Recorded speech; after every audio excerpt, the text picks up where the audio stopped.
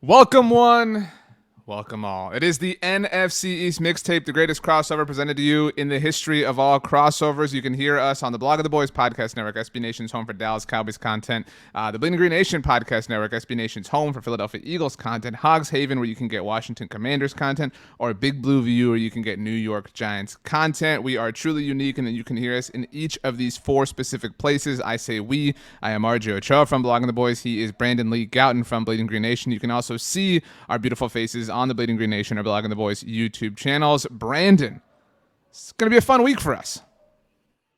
RJ, what song is stuck in your head right now? I actually think you're going to hate my answer. I really don't want to give you the answer, actually.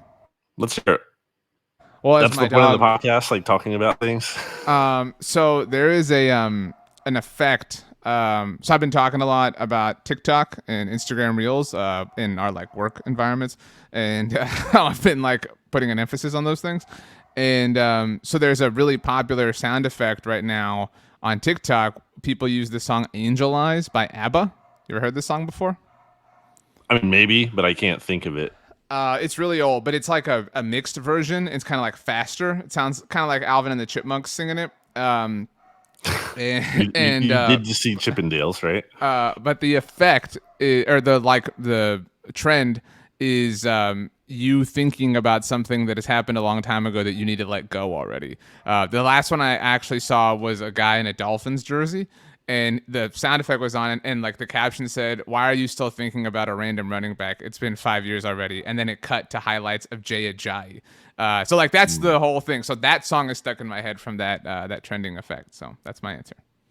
For me, it is also a remix. Funny enough, it is the Stranger Things season 4 trailer music.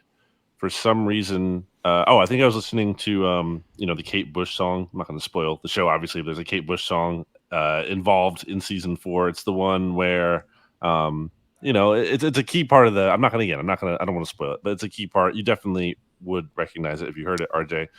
But anyway, I came up with like related songs, and the trailer music, which is a remix of Journey's "Separate Ways," and it's like really epic. It's great. I've been listening to it all day. It's such a good, like, you can listen to the remix and like just know this was built for a trailer just because of like the dramatic music. I wish it could be the intro to this pod. Honestly, I really like it. You very, very famously gave us the actual Stranger Things theme song last week. Can you do it again? Well, we got DMCA'd, I think, because it was too close to the real thing, so I can't do it again. But it was obviously a very good impersonation. I mentioned I was rewatching season 3 last week. Shout out to the incomparable Seamus, just like kind of like Kobe, just one word, Seamus, who told me that he rewatched all of seasons 1 through 3 in a week, which I thought was pretty incredible. So I did start season 4. I'm still on the very first episode. As you know, they're kind of beefy, so they take a little bit of time to get through. But so we're here to talk about the NFC East. Shockingly, that would not be understood if you paid attention to the first 3 minutes, I guess. It's the off season, baby. We're off the script. So we have a few off script things to get to. But before we do, I mentioned it's an interesting week. BLG and I both have some traveling that is going to be happening over the course of the next few weeks, so we will not be able to handle any sort of breaking news. And we'll be straight up with you. So this episode, Brandon, we're recording on Tuesday, June 7th, a little bit later than we wanted to, actually. This is dropping on Wednesday, the 8th. This Thursday, the 9th, we're going to record the episode for next week. And then we'll also record the following week's episode a few days early as well. So, trying to make things happen because we love the NFC East Mixtape listeners, and we want to make sure that they're properly fed and properly taken care of. You know what I mean? I don't know if you want to tell people where you're going, RJ, but for me, I need people's help here. I'm a man of the people, as everyone says, and I'm going to San Diego, where the home of my Chargers. Once upon a time, maybe I'll see Justin Herbert when I'm there. Probably not, because he's probably not there. There's literally no reason to see him there, right? Mm-hmm. He's just feeling really nostalgic for a team he didn't even play for, and he's going to be there. He's like a surfer guy. I feel like he could be out there surfing. Anyway, West Coast guy. Anyway, going to go to San Diego. So if you happen to live there or have been there, you have any good recommendations, you can hit me up on Twitter or Instagram at Brandon Gowton. I always, big food guy, obviously. So let me know if you like any food spots. But beyond that, everyone says the zoo. So don't just like say the zoo, because I've heard of that before. Or fish tacos, because you're going to San Diego, right? Like fish tacos is big. Carne asada fries are like really big there. That's like the top thing. So those are all great. But like obviously In-N-Out, I want to try for the first time because I've never had it. You've never had it? Interesting. Okay. I've just never had the opportunity to. Like, I've never been close to an In-N-Out. I've been on the West Coast before, but that was more like Pacific Northwest, not necessarily prime In-N-Out country, or at least we didn't come across any when I was out there. So if you have any recommendations, I would appreciate them. Okay, well, so you're heading to San Diego. I am not. I am heading to Oklahoma. First trip with the baby, see some family. It's a few days trip, obviously, because you got to drive a long distance with a 6-month-old. It just takes some time. So I don't have any In-N-Outs that I'll be visiting, although there will be some along the way. I don't know if you know this, there's several In-N-Outs throughout Texas. Who knows? You never know. Those are like the closest ones to me here on the East Coast. Yeah. Really, yeah. You never know where the open road will take you. I did want to say one thing before I got to the other one thing before the actual episode. When you were asking about songs, I was going to ask you, what is a song that, if you think of it, you specifically think not of the song, but of like a scene from a movie or a TV show? Because I have the right answer. Okay, then why don't you go first? So my answer is the song "Come Sail Away" by Styx. I don't even think about the song when I hear it, obviously. I think about the season, but also series finale to Freaks and Geeks, a show that you were on. Seth Rogen was on that show. And so the kids are at the dance. Very kind of Stranger Things vibe Freaks and Geeks had. So I think of that scene when they're... actually, I don't know if it was the finale. I don't know. But whatever. I think of that episode. Everybody knows that episode I'm talking about. So do you have a moment that you think of with a certain song? This is like a very kind of Tarantino lending question, because obviously, there's a lot of good pairings in his movies. I don't actually remember the song though, but whatever the one is when he's like looking for the weapons in the thrift or whatever the store that was, and he gets like the samurai sword, that's probably one, but I can't remember the song. So that kind of goes against that. Maybe one that I do remember is "The Times They Are A-Changin'" by one Bob Dylan in Watchmen, in the beginning of that movie, when someone is fighting the comedian. That one sticks out to me. Okay. Good answer. Okay, so the actual one last thing to get to before today's show, and today's subject was inspired by Brandon. Actually, the next two were BLG doing some heavy lifting around here. And the last two? Right. And the 50 before that? I said you were doing some... that's not true. But... the listeners don't know that. Well, speaking of the listeners, you said that you're men of the people. We're men of the people. That could actually be the name of the show, Men of the People. I want to extend, just personally, some heartfelt gratitude for all of the times I was tagged on Twitter, Instagram, and yes, Brandon, even TikTok, during the video. Like, I don't think we have to say it. Like, the video. Actually, there were two. But you definitely have to say it. The Russell Wilson videos. There were so many people who asked, "Please do this on the mixtape." Please, some of the best responses were like, "What is this? Is Russell Wilson doing an RJ Ochoa impersonation?" Like those are some of the best. I know that they were in your mentions too. What a weird phenomenon that we have inspired here on the mixtape is this Russell Wilson kind of niche level of fandom. RJ is wearing his orange shirt. We in the orange, baby. We in the orange. We in the orange. That was honestly the dumbest line to me. Like, of all the things he said, what does that mean? We in the orange. Like, when you're wearing your white or navy jersey, are you less in the orange? Like, are you less cool? Just wow. But okay, I'm sorry, I interrupted you. Go ahead. Russ is a meme. You always talk about like becoming the meme or being the meme. Russ is he's not a person. He's transcended human being existence to just being a meme. He's actually a comedian because he blends with like the meme that he needs to be at any particular moment. You know what I'm saying? Like, because he's corporate meme, he's player meme, he's locker room meme, he's like on field meme. He is a comedian. That is what Russell Wilson is. He is interview on the SB Nation NFL show with stats meme as well. He does it all. So I promised people that I would do the impersonation, but it is a two-part play. What? Well, because the main video that because there was the one where he was with Jerry Jeudy and Cortland Sutton. That's where he said, "We in the orange, baby." Got my jersey on. But anyway, the main video was the Broncos country, let's ride. But Brandon, the part that I'm asking you to play and that every listener's joy rides on you playing, unless if you don't agree to this, then it doesn't happen. Is I don't know if it was like, coordinator, director, producer, like on the other side of the camera that was like, one more time, she's given him the instruction on what to do. So you have to fill that role, and I will be Russell Wilson if you're down for this. Of course. Yeah, we can't let the listeners down. I want you to know, though, I specifically did wear this shirt for this episode because I know that. I know. Of course. Okay, how could you not? Okay. I mean, we in the orange. So, okay. You need to tell me action. And then I'm going to shoot several versions of Broncos Country, Let's Ride. And then you got to kind of just coach me through that. And then we'll land this plane together. Are you ready? I'm ready. Okay. So why not? In 3, 2, action. Broncos Country, Let's Ride. All right. One more time. Broncos Country, Let's Ride. I like that one, but let's do it one more time. Broncos Country, Let's Ride. Why not one more time?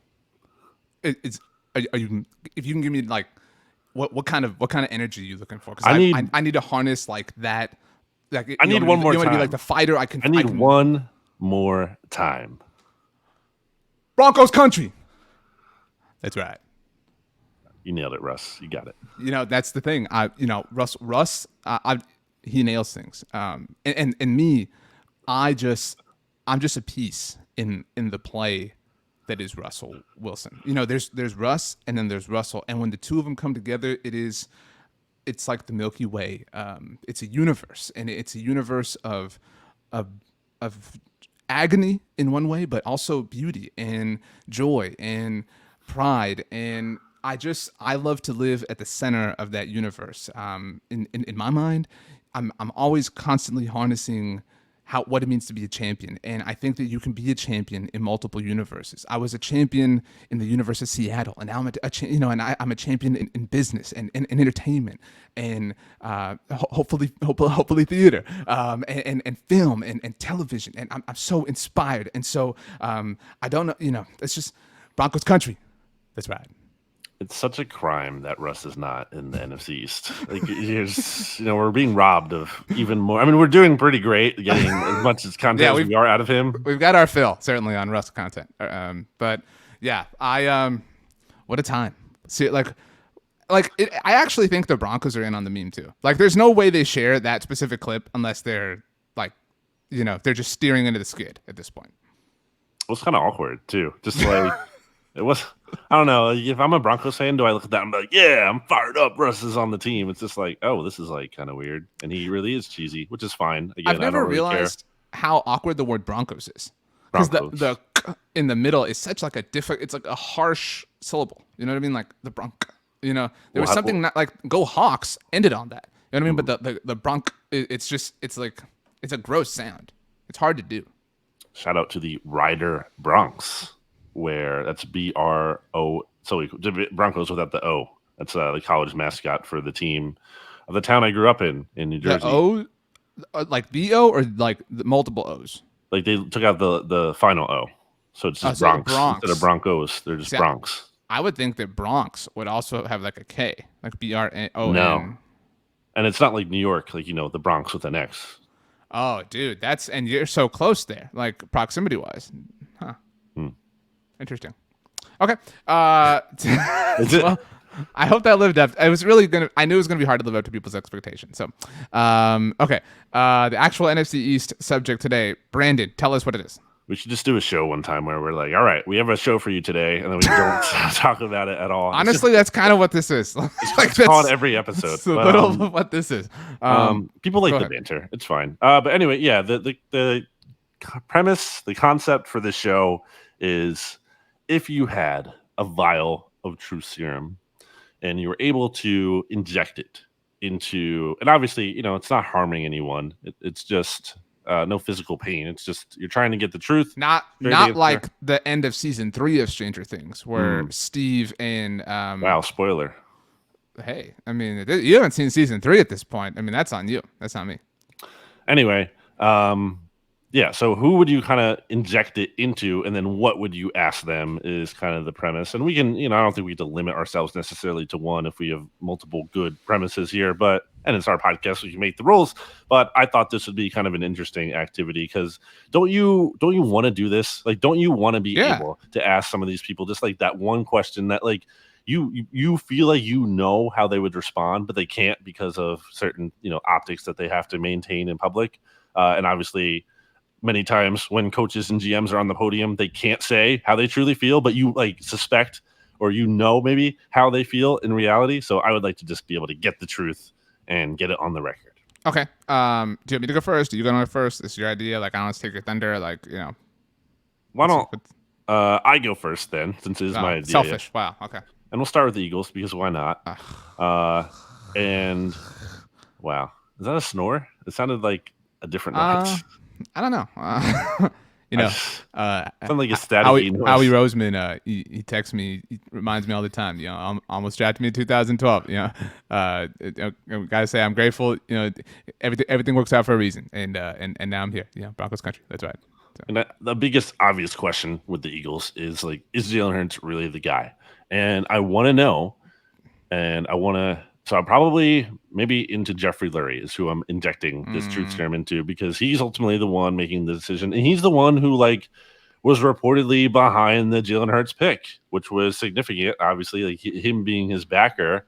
And I think obviously Lurie likes a lot of the tangibles and things about him. But at the same time, Jeffrey Lurie, under the ownership of his team, and he has basically said outright, like he is obsessed with having like an elite passing offense, an elite quarterback, and Jalen Hurts has not been those things to this point. And even the best version of Jalen Hurts, I don't know if he looks like that. So I really want to know like to what extent he believes in them, and kind of branching out into that. I also want to know like how annoyed maybe Jeffrey Lurie was / Howie Roseman, because I've gotten the sense that Howie Roseman was annoyed that he couldn't get a meeting with Deshaun Watson, even not necessarily saying they were definitely going to trade for him if he would greenlight the trade to Philly, but they had the ammo for it. And I want to know what they would have given up to get him. So kind of on Hurts and Watson is my thing. I think those are very fair questions. And I think those are more applicable to the like current state of the Eagles, which is fine. I approach this exercise more from like an existential one. Yeah, it doesn't. It's whatever scope. It doesn't have to be current. But if you're like, here's the thing. Like, I actually, in hindsight, think we should have limited it to a number of questions. But because if you have to ask a Jalen Hurts question, I don't know that I would. I mean, you would know better than me, but I wouldn't burn it on Jeffrey Lurie. I would burn it on Howie. Like, my question about that would be like, how much do you really believe in him? Like again, this like we're talking like truth serum. If it isn't obvious, like these people have to give their like ultimately like purely honest opinions. I would love to ask Howie Roseman like, where do you think Jalen Hurts ranks in the NFL? Because like I don't think he thinks it's that high. But I think he's smart enough to realize the like cost benefit analysis towards like keeping him at this moment in time. But I would love to hear him frankly say I think he's probably like the 20th best quarterback in the NFL on a good day. And we're fine adjusting around that. We acknowledge the division we play in is not that difficult. We're still somewhat sort of rebuilding. That would be my question for Howie Roseman. Like if I have to ask a Jalen Hurts specific question, but I have other questions to be clear. I would also, if we're not looking at current, I would also be like, do you regret not keeping Nick Foles? Because I feel like the answer Doug Peterson. Yeah, I mean, I don't think they regret that one. I would be surprised if they said yes, but definitely Hurts definitely Foles, because I don't think they do actually, especially because I mean, you look at what Nick Foles has been. Well, he's with Frank Reich now, and if Matt Ryan goes down, then they're going to win the Super Bowl. Right. Oh, it's just different when he plays in Philly, is what basically everyone says. And I'm not trying to disparage Nick Foles, but like, I just don't know how you can ignore him being benched for Gardner Minshew and Mitchell Trubisky and being like, well, it would have been totally different here. Like, that's a little too much cognitive dissonance for me. Another one that I wrote down here, RJ, because I wrote down multiple ones, was, and I guess this is for Lurie. Do you feel like Nick Sirianni gives the Eagles an edge? First of all, do you even really care about that? Because it seems to me like I don't think they really care about the coach a ton, which is a weird thing to say. But I think, looking at like Doug and Sirianni, I think they just want a guy basically that they can control and not necessarily be like a total puppet, but they certainly want the coach to be like very limited in scope as opposed to Chip Kelly or like, let's say, I don't know, who's another like Matt Rule, one of these coaches who like really run the show and aren't just a coach. I feel like they don't really think coach matters as much as a lot of other teams do. So but beyond that, even just the importance of him, I want to know what they feel like is special about Nick Sirianni. And not just like, oh, he's a great locker room guy, but actually, like in game day and that kind of stuff. Or if that's the edge, the locker room thing is the answer, then that's fine. I don't really agree with that, but that's fine. Because I think I've really never been like super pro Sirianni or like really anti Sirianni. I really haven't been at any point. I kind of lean more positive than negative because I just don't think he is super important, like ultimately in the big picture here in this organization. And I don't think he is anything to like feel super strongly about. That's part of it. Who is better at their respective job, like relative to the field, Nick Sirianni or Jalen Hurts? I think it's close. I think they're like similar. I think it's Nick Sirianni. I think it could be Sirianni. I'd probably if I have to pick between the two, I'd say Sirianni. But like, I don't think I think he's fine, totally fine head coach. But I don't think he's like special or anything, and doesn't necessarily matter. I don't know that you necessarily need a special head coach to win a Super Bowl as much as you need a special quarterback. But I guess another part of this question is. It's multiple questions within the question, but like, would you go after an elite head coach if they were available? Like, let's say the Eagles are kind of like disappointing this year. Let's say they go, I don't know, 8-9. Are they going after Sean Payton? Because they've been interested to be rumored at him in the past. Would they make that move? It would be Nnamdi Asomugha and Sean Payton. Dudes the Cowboys wanted that the Eagles got. Same results, obviously. Yeah, or like something I've thought about too, like along those lines. This is a difference. But like, what if like everybody's like, oh yeah, the Seahawks are going to move on from Pete Carroll. What if Pete Carroll wants to coach? Like, you know what I mean? Like, is there nobody who would take Pete Carroll? You know what I mean? Like, there's a team. There's definitely a team. That's what I'm saying. Like, and I'm not like advocating for Pete Carroll, but like he would be kind of Mike McCarthy-ish. You know what I mean? Like in terms of like the lure, I think when McCarthy was making his rounds. Yeah, that's a very good question. You have obviously the better ones when it comes to the Eagles. I have a few kind of like ones I'll blitz through.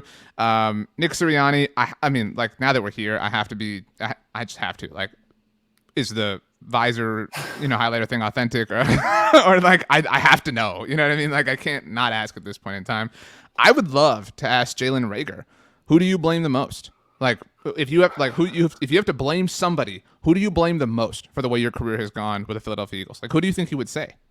I would say like the coaching staff or something. No, I need one person. I want you like what single person?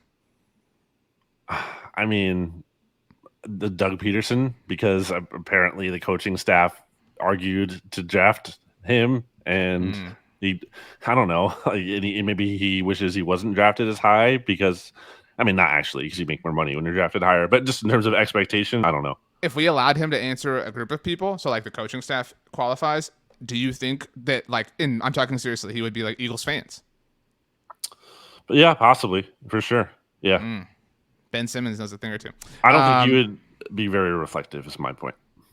I would love to ask Jason Kelsey how much of your outward personality is like part of the, I don't want to say the bit of like playing in Philadelphia, but like leaning into the, again, I'm not like saying he's inauthentic, but like how much he really isn't. Yeah. No, I know, but like how much of you is outgoing even more so because of the market you play in? You know, like because if he's this exact same, and again, I'm not doubting like his authenticity, but if he's this same exact person for the Jaguars or the Vikings, like it does not have the same effect. Like maybe he regresses, you know what I mean? Like and is a little bit more inward. So like how much of the place you play for like has that riled up or accentuated or accented who you are and like the way you kind of operate publicly? I would like to know that. Yeah, I mean, it's probably part of it's like just being in the city or like being around this culture and him being influenced by it. Him being here since 2011, 2012 now, for 10 years. Like, you move to a different city, you're probably going to ingratiate yourself at some level and kind of take on that culture. So yeah, I think that's part of it.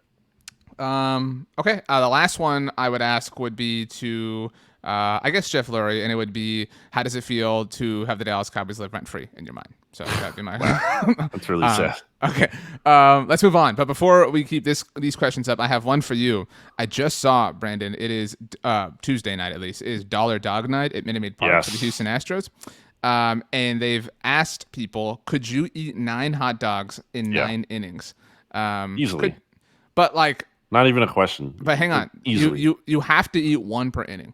So Yeah, you can't just like load up on 5 and then like sit for a little while. Like yeah, you think you could. absolutely, easily, How do you definitely. how do you dress your dog?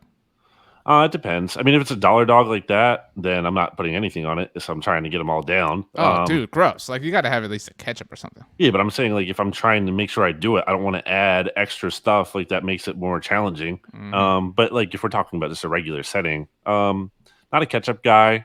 Either Chicago. Shout out Chicago. They don't do ketchup there.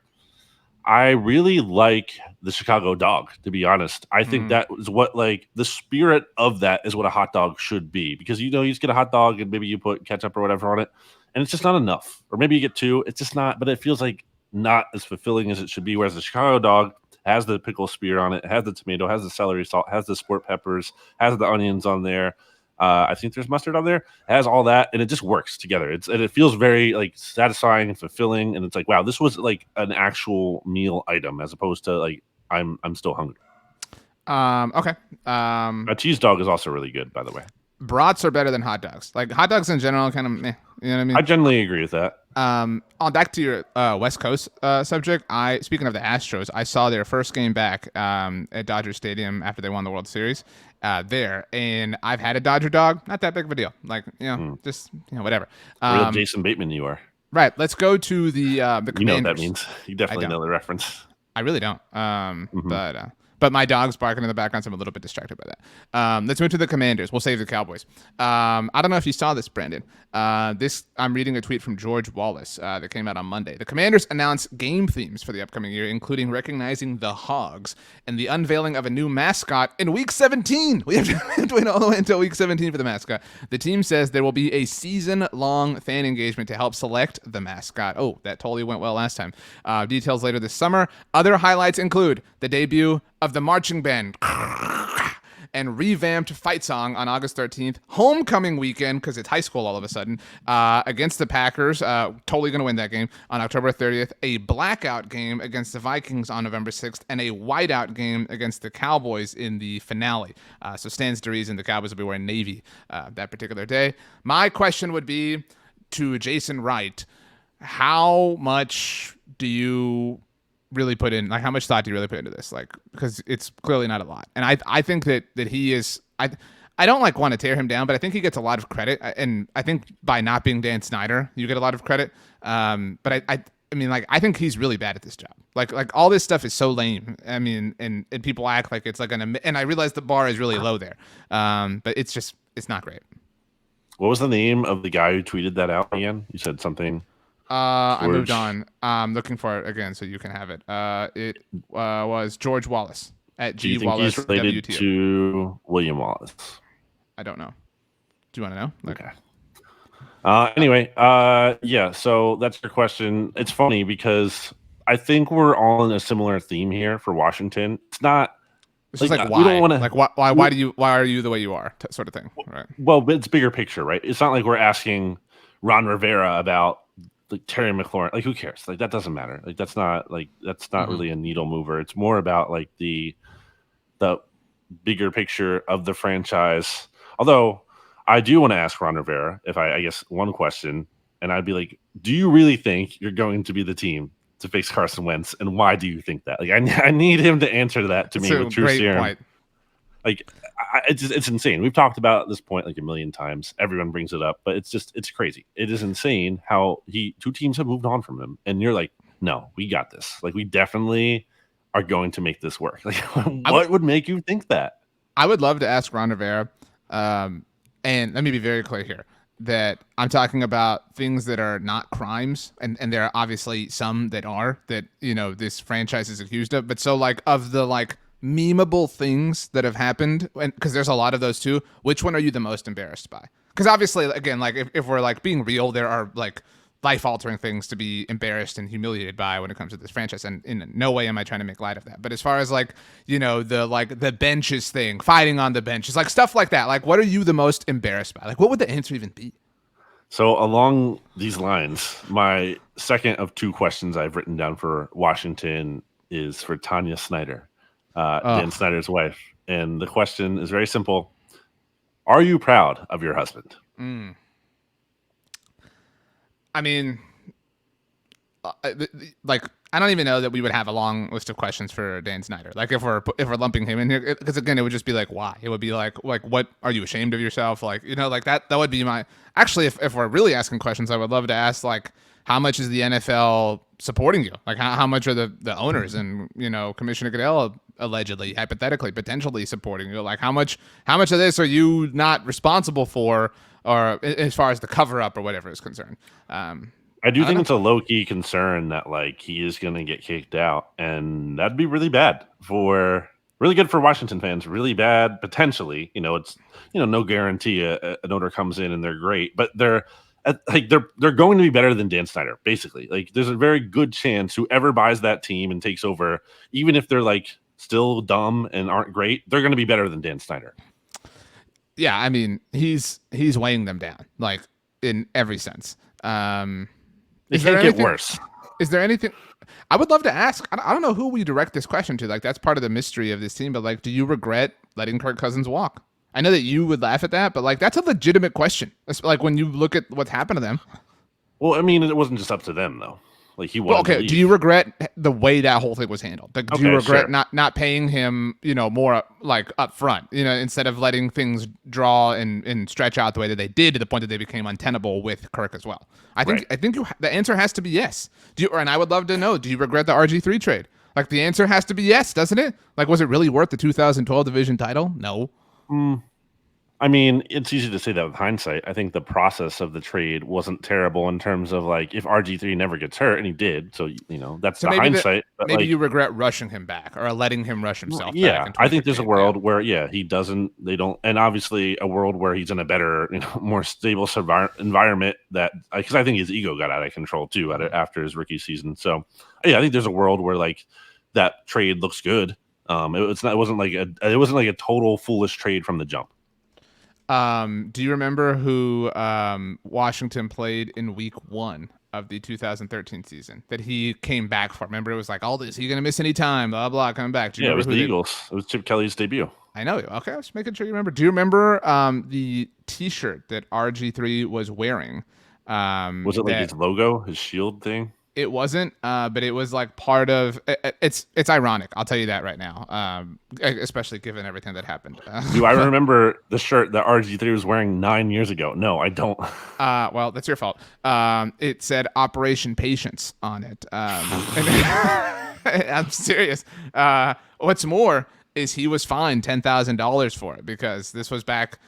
Not that the NFL's loosened uniform, stickling like that, but or being sticklers for it rather. But they were much worse, which is impossible to believe, but they were. So they fined him $10,000. But yeah, his whole thing was Operation Patience because he was supposedly being patient in his recovery, which we obviously know that he wasn't. I would love to ask Jason Wright. I mean, I want to go back to that. Do you regret the way you handled Sean Taylor's retirement, like his jersey retirement? Like the answer to that has to be yes. But I would love to know why. Like I would love to know, what do you regret about that specifically? Right.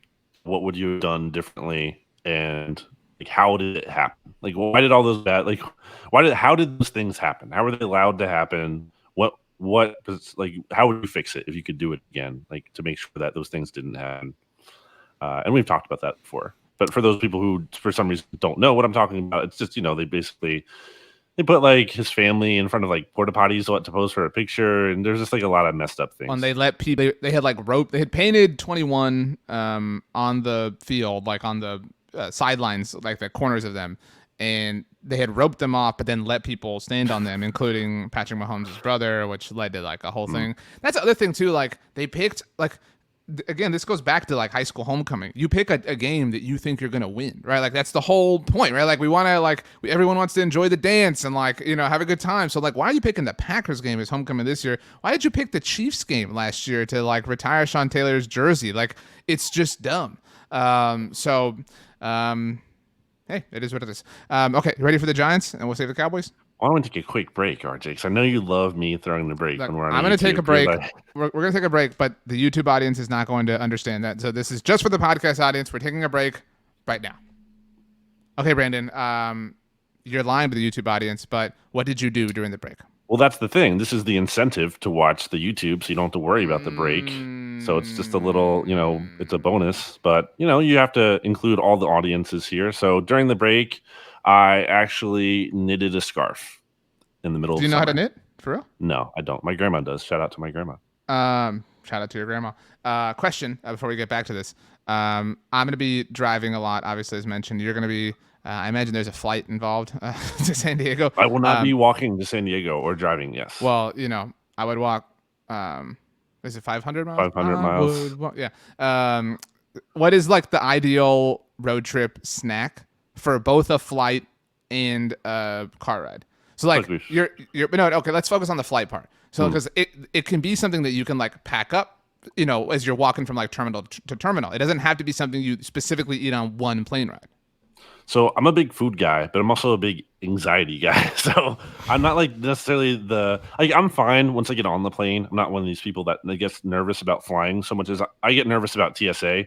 I would just feel like I'm going to do something wrong somehow, even though I am not, and I'm totally fine. I just feel some really stressed out. Recorded conversation, NSA. He's not a threat, just so you know. Or once I get just the anxiety of like not being able to find my gate. Once I get to my gate and I'm there, I'm totally fine. But I just all that stress, I have a hard time eating because I'm just too focused. And also I don't want to have to use the bathroom on the flight. I don't want to do that. So I don't want to eat if I'm going to eat anything because it's a longer flight or I didn't eat at all. Just something light to hold me over. I've got the answer for you. Cheez-Its came to mind for me. Nah, it's the wrong answer. The right answer is not a pretzel, but you ever get the like cup of pretzel bites? You know what I'm talking about? Sure. They're like little like pretzel nuggets. It's like they take bits of the pretzel. Like that's your answer right there, baby. You're welcome. Pretzels are good. Not opposed to it. But not the crunchy ones. A soft pretzel. Soft what pretzel about, bites. How do you like the peanut butter pretzels? Like the pretzels that have peanut butter in them? Like the little ones, like the bites, not like yeah. the whole, look, they're fine. Okay, like here's these are the a good one. This is a different take that I'm kind of workshopping. I think we put peanut butter on too much stuff. I love peanut butter, but I don't think the appeal of it is like amazing. Like I said a little while ago, "Why are you the way that you are?" Like the very famous Office line. Like I never the Office episode where they like have the pretzels. I never have gotten the appeal of that. Like I've never thought like, "Oh man, I wish I had that." Like I like that sounds awful to me. No, but like dressed up like that with like peanut butter and like caramel and like whatever, like that sounds so terrible to me. Like that sounds messy. Like I'm gonna have to wash my hands for like 5 minutes after eating that thing. Like it's not. I want a savory hot pretzel too, personally. Like I want a soft pretzel, and I want it like maybe like dipped in like cinnamon powder, like sugary powder. Like that's what I want. So. Yeah, people like the cinnamon sugar pretzel. To me, I just give me the salt. But they do other fun things like the pepperoni pretzel. I just need the salt.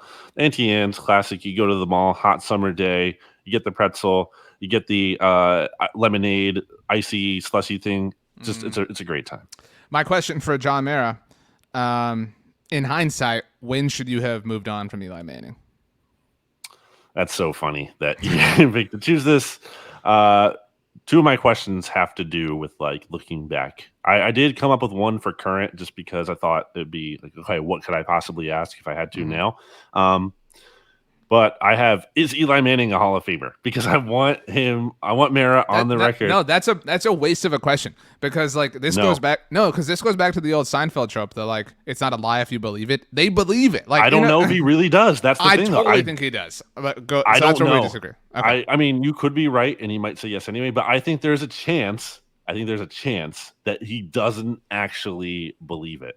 And imagine even if it's a small chance, imagine if he said it, because then is he going in the Hall of Fame if the Giants owner, or maybe he still is, and that's dumb, but I would just love that. I would love the optics of the Giants owner admits that Eli Manning is not a Hall of Famer. That would be great to me. I would love, this has nothing to do with like honesty, but I would love to like catch them with something. I would love for them to like say like at a dinner or something and then be like, well, so and so's not a Hall of Famer because he doesn't have this. Like, you know what I mean? Like, Right. and then like we could like kind of be like, gotcha. Yeah. Like, I would love that so much. We do like player A, player B, and we just Yeah, like list the it's stats, like and they're player like, B oh yeah, sucks. yeah, Yeah, right. And then, but then it would invariably, it would literally be like any argument online. He'd be like, yeah, well, Eli has 2 rings. You know, like it would literally like regress to that so quickly. hmm I would love to ask Dave Gettleman, who do you blame the most? I know he's not affiliated with the Giants, but like it's related to the Giants. Like, who do you think the answer is? Is it John Mara? himself. Is it well, is it Dave Gettleman? I would love to ask Dave Gettleman, who do you blame the most? Like, I would love to ask Dave Gettleman, who were you the most wrong on? Imagine how disappointing it would be for him to say Saquon. you. But like that is a depressing question when you really think about it. Mine is still looking back, and it's: are you ready to admit your 2 Super Bowl wins were flukes, especially the 2011 run? Maybe phrase it in a way again so we avoid the issue of they might just believe they weren't. But again, I feel like there's a part of them that knows, especially the 2011 one. Like the first one, I think is a little less fluky, but the second one was just the biggest joke. It's the biggest string of luck I've ever seen, maybe in the NFL.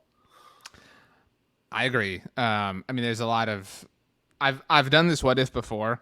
I don't know if you remember December 11th of that season, 2011. The Giants were at 18. Well, it was then Cowboy Stadium, and won because Dan Bailey's field goal at the very end of the game was blocked by Jason Pierre-Paul. I don't know if you remember this, and that kept the Giants season alive. And then they beat the Cowboys in the regular season finale. Like that season, that run.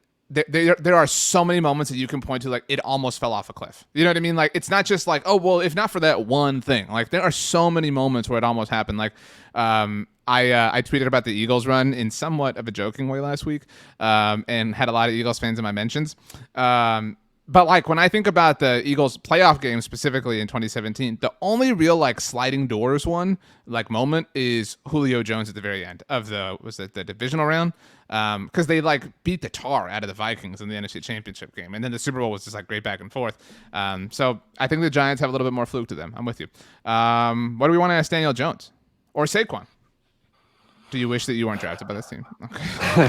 Yeah, that's a good one. That's a good one. I mean, it has to Yes. maybe it's like, hey, Daniel Jones, do you wish that you hadn't gone to Duke because that like set you up for this whole path right now? Wow. The last one I have for a current Giants thing is, to what extent are you concerned about Kayvon Thibodeau's red flags? Because, there was stuff that came up in the pre-draft process, and maybe the answer is not at all, but I feel like there might be, something, and maybe it's a little bit. Maybe the answer is like not much, but yeah, we do acknowledge that. I think that's kind of an underrated thing. I think a lot of people were acting like all that stuff was BS and just other teams trying to get him to fall.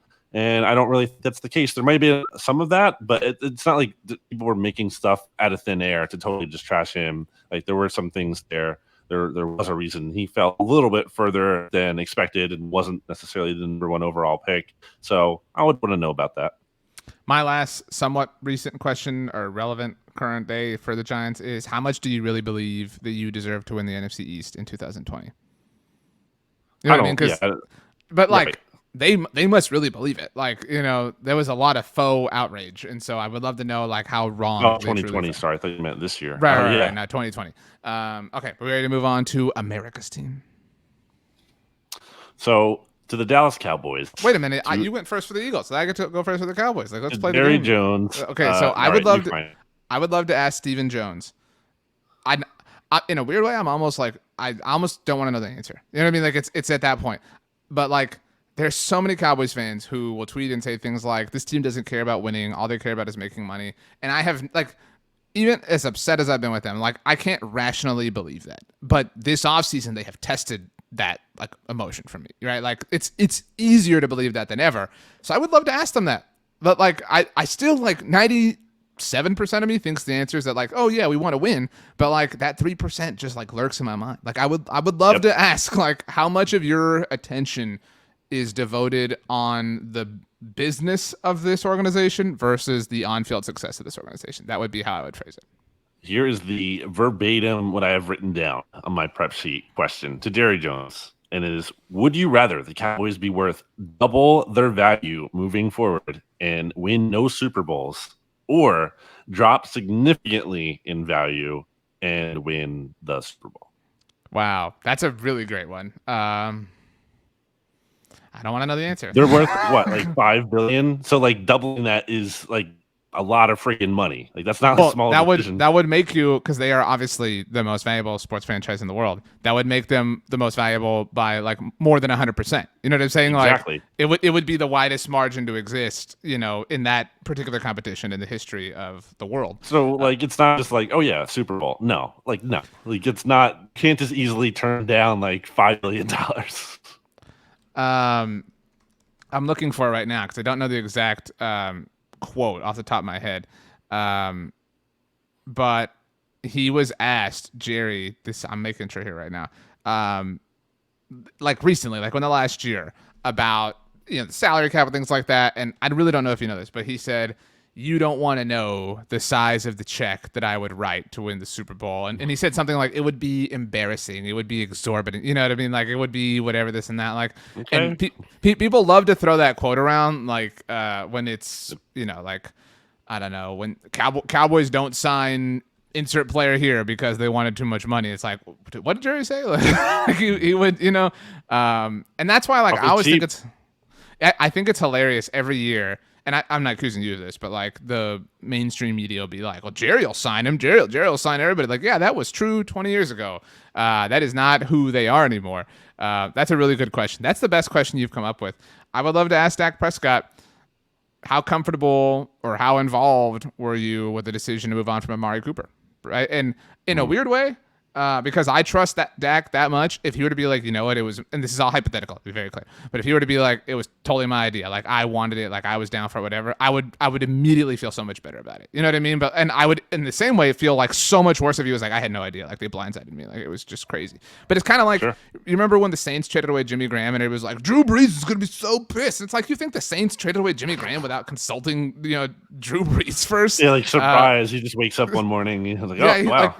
Like Drew Brees, like, what the hell? Like, what? You know, like, no. And so I would love to know, like, his level of involvement in that. I mean, I don't know if you saw this story, but Dak called Jalen Tolbert ahead of the draft just because there was a possibility that the Cowboys might pick him, and called a few different draft prospects. Obviously, you know, not everyone, you know, was selected by the Cowboys. But so if Dak is that involved, and I'm just purely speculating here, but if he's that involved in the hypothetical drafting of a rookie with a top 100 pick, he is seemingly therefore to like the same sort of degree involved in the departure of what has been his number one wide receiver for the bulk of his time as like this statistically successful franchise quarterback. I would like the Mark Cooper one. I think that's a good one. Good one by you. Yeah, it's a great job by me. I would love to know how, I guess I would ask Jerry this, or maybe I would ask Jason Garrett this, maybe Steven. How much of you really thought that Jason Witten was a great football player when you brought him back? And how much of you was just like letting him do it because he wanted to? Like, I would love to know that. I think when he was gone, they watched the clip of him running without his helmet on. They're like, oh, we got to get that guy. That guy he just knows how to play football, man. If that game had not happened in Philadelphia, you would hate that clip so much less.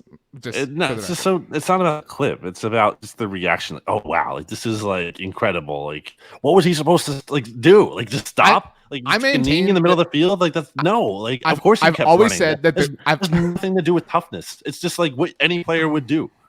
I've always said the coolest part about that was just to be able to see like what his face looks like. You know what I mean? Like, sure. You can't, like it was like interesting. That's fair. Yeah. Right. I'm not writing on it for that. Cause like you can't see like all of the head turns that a player makes with their helmet on, like when they're running down the field. So like it was interesting in that sense, but you're right. Like I have never, even in my like, you know, youth been like, what a beast. Like he's unafraid. Like you're right. Like the same thing would happen to like any single NFL player.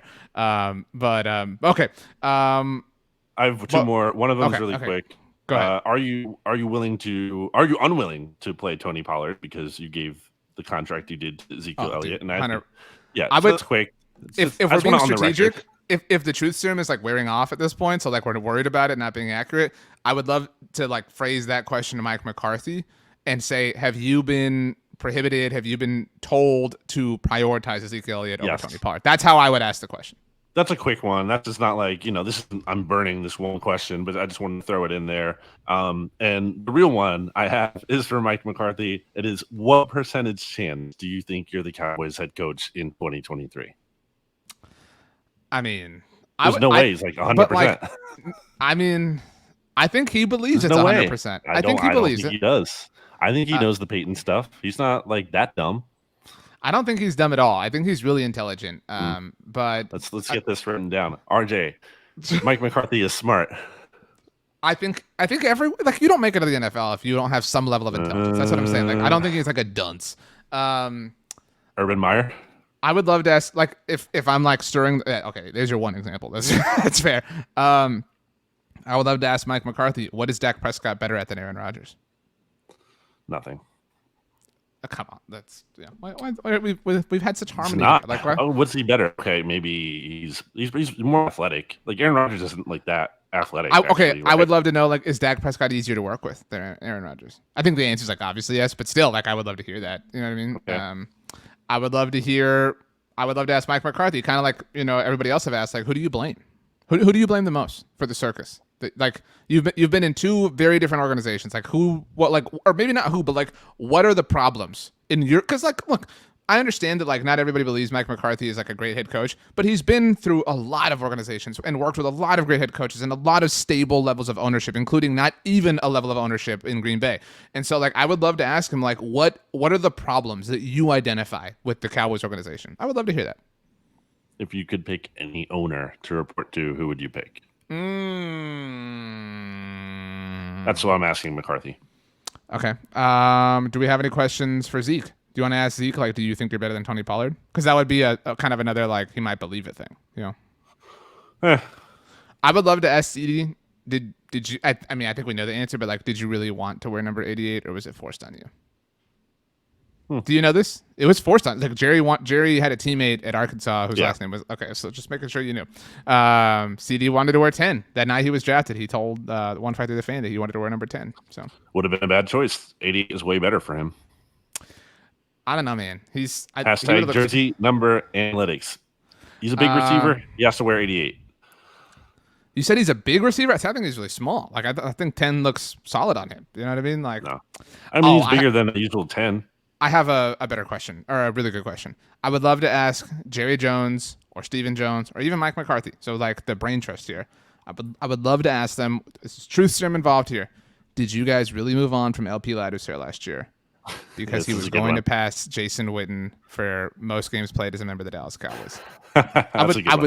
Because do you really believe that they like in your not trolling mindset? Do you really believe that it's possible that that's why they moved on from him? Absolutely. How could you not? Yeah. I mean, it's a long snapper. Who cares? Yeah.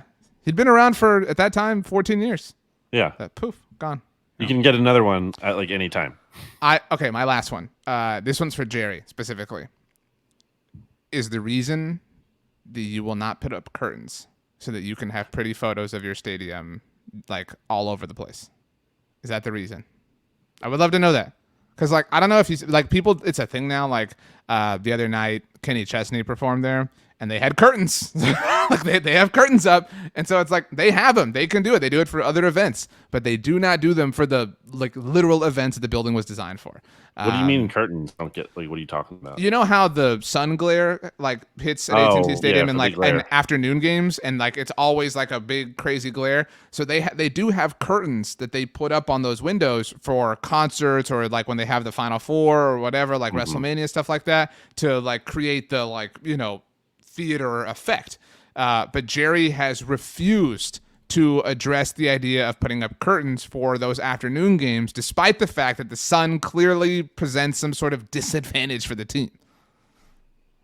You wouldn't ask Jerry anything about Jimmy Johnson? I mean, I guess. I don't know if you saw or Jimmy Johnson anything about Jerry, maybe? No, I don't think that would be like. I think it would be more revealing to ask Jerry. I don't know if you saw my tweet last week. I'm gonna get it wrong, but D'Brickashaw Ferguson, Nick Mangold, and I'm missing one more. Darrell Rivas, were announced as players who will be entering the New York Jets Ring of Honor this year. Cool, great, awesome, deserving. Nick Mangold, by the way, friend of the SB Nation NFL show. They were all drafted, like their careers began at a point that it was already like embarrassingly late for Jimmy Johnson to not be in the Dallas Cowboys Ring of Honor. And then they all like lived out their own careers and then retired and reached a point of enough time having passed to where the Jets were like, let's put these players in the Ring of Honor.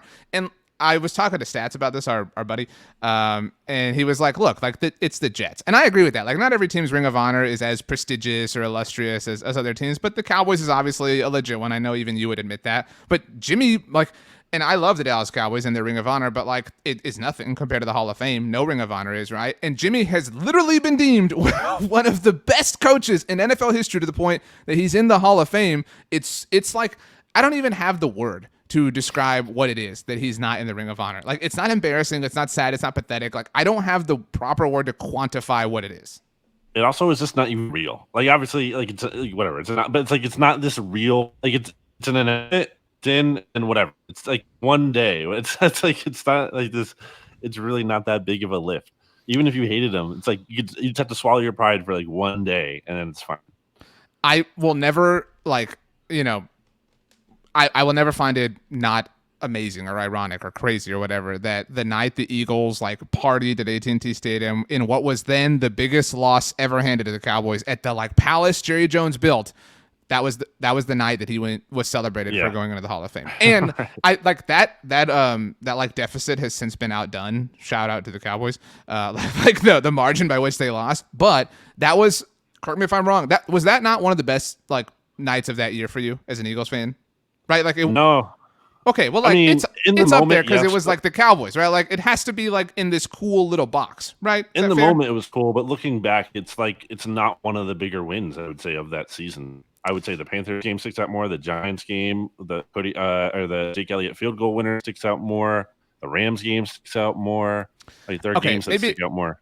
My point is, it was this it was this exclamation point sort of win for your second Washington game. I would put that. It was this exclamation point sort of win for one of your biggest rivals in a season that they won the Super Bowl. You know what I mean? Like it's not just that it was like to them. It was the year that they won the Super Bowl, and so like right. Yes, the context makes it even worse. Right. That's all I was getting at. But it wasn't like the Eagles blew out the Cowboys and then they lost in the first round like the Cowboys do every year. An embarrassing. I guess if we have to like word the question, I think the question is the reason you are not, or let me rephrase, are you waiting to put Jimmy Johnson in the Ring of Honor until you win a Super Bowl without him to prove that like you're, because that's like what a lot of people believe.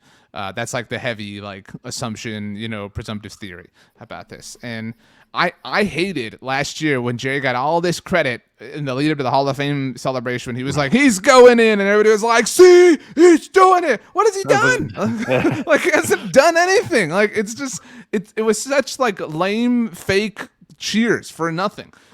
He's going to consult with some people. He's like, look, we're just trying to make it happen. We just have to talk to some people. It's dude, like you're making the decision. You do it. This is a good thing to end on because like people bag on them for not signing this free agent or not making this trade or whatever. And they say like they don't want to win because other teams are willing to do these things. You know what? Like those things involve some work and like some factors that are outside of their control. This is literally the like easiest possible thing to do. And not only that, it would achieve so much goodwill with your fans that you have pissed What is off. the downside? There is none other than like personal like pissed offness for Jerry if he really is that way.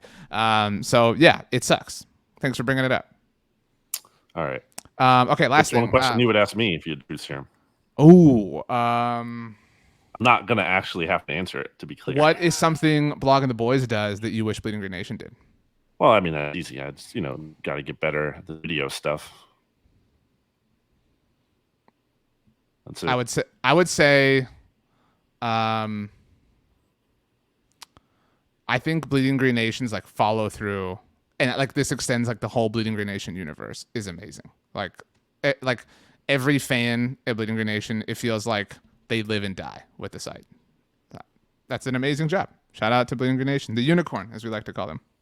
Yeah, I think that's part of just Philly too. Like just that speaks to Philadelphia culture. On the subject of that, Brandon, this is now the proper way to end. I meant to read this review at the beginning of the show. So shout out to everyone who listens, subscribes, leaves a rating, writes a review, and who does the cross review.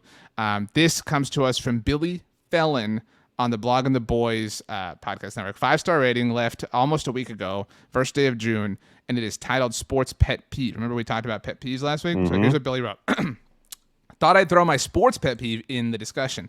I can't stand when listing a score and the lower score is listed first. For example, 14 to 24 instead of 24 to 14. That drives me crazy because it makes no sense to list the smaller score first. I see it most often when listing away team first, or if it's a team-specific account, that team is listed first no matter what.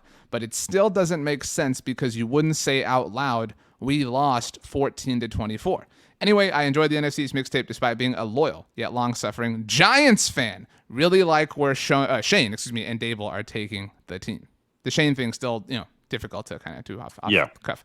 But what do we think of the pet peeve from Billy? I think that's fair. It's a really soccer does it a lot, but because they present things with the home team first. Oh yeah, nil. I mean, whatever. But soccer does that a lot. I agree. Team accounts, don't do that. Let's not do that. Yeah.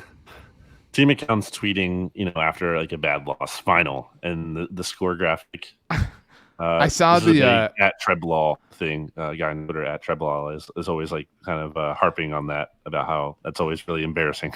The Tigers lost to the Yankees last week, 13-0, 11-0, something like that, and they tweeted something like, "Today's game is over. It did not go well." I love that. Just lean into it. I'm cool with that. That's fine. Do you have a sports pet peeve that you want to share before we leave?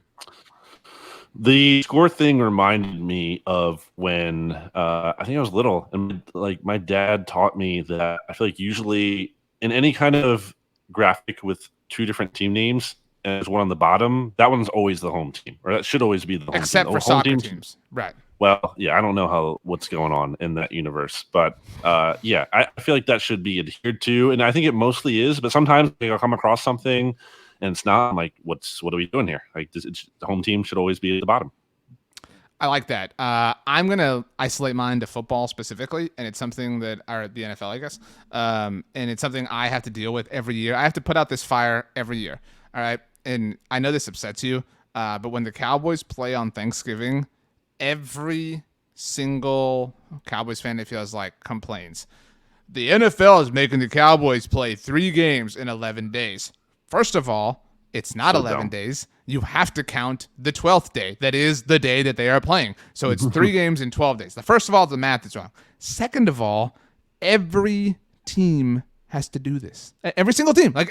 Every single team has to do that when they go from Sunday to Sunday to Thursday. Every single team. I understand your contention that the Cowboys never have to play a road Thursday game. That is actually changing this season. Did you? Yes, yes. But there's I think that team there's something in there that kind of gets mitigated. It's the Cowboys are coming off a bye. It's there's something there where it's mitigated still, and it's BS. I forget exactly what it was. I saw someone point that out at one point. It's too deep for me to pull it up, but I will. I'm making sure. So the week before, no, it's straight up. It's normal. The week before, Dallas has. There's something you're right. to No, it. I'm sorry. The week before, Dallas has Philly, but on Christmas Eve, which is a Saturday.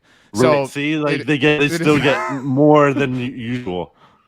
Look, I mean, the Titans are in the same boat. That's the team that Dallas is playing that day. So they have the exact same advantage slash disadvantage. So not really, because it's on the road, and that's whatever. I hate the complaint that Dallas is the only team that has to play 3 games in 12 days. That's the point that's dumb. Yeah, that's dumb. Okay, Brandon, you did it all. You said it all. I did it all. I said it all. Do you feel like you left anything back? Do you feel like you didn't give everything you had to this episode? I always give. I want to give, RJ. I used to say that I would give 100%, and then I thought about it, and I some of the things in my life get 100%, but sometimes 50% is enough, and sometimes 63% is enough, but ultimately I've decided that I've got to give 3% of myself to everything. That's how I live my life. RW3 is just give 3%, and tomorrow give 3% more than you gave today, and then before you know it, you add up those threes and those threes and those threes, and you can't get to 100 because it's not divisible by 3. But if you give 3% more today than you gave yesterday, that's the Russell Wilson way. Broncos country. That's right. Give 3% more tomorrow, Brandon, than you gave today. Maybe. You can ask me for some final words here. No, I'm gonna ask you to say the 3 most random words that you can think of, and they have to be independent of one another, and then we say goodbye. Go. I was going to do something different that tied into what I do brought the up thing- at the top of the show. I think it do might the be thing, better. Do the thing you want. That's probably better. Here we stand, worlds apart, hearts broken in two.